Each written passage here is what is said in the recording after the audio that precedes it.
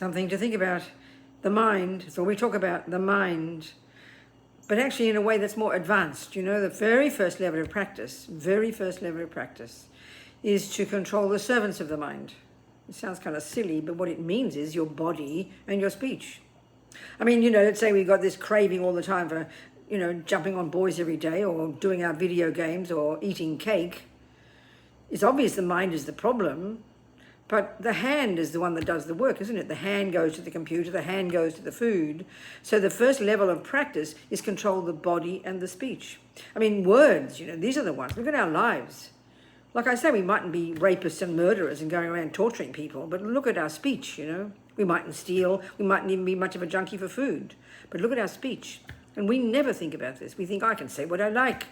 Well, yes, you certainly can. But look at the harm it does to oneself, and we never think of that. Not to mention the harm it does to others.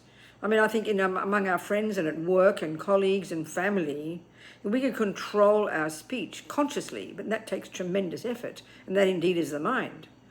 So in a sense, you're using your mind to decide to control the speech. Then you can eventually use your mind to control the mind, which drives the speech, you know.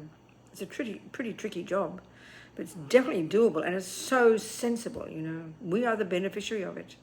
But I think when we think about Buddhism, we think, oh, meditation, I've got to meditate, blah, blah, blah. No, just control your body, please.